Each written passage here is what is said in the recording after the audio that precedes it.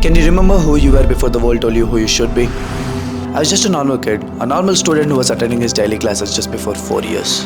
What has changed? Why do people see me with different eyes right now? Well, I'm not sure of what exactly happened, but if there's one thing that I've learned in my life till now, it is this.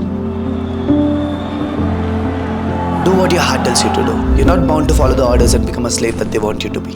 Learn what you want to learn, do what you want to do, just prove them wrong. Never forget this.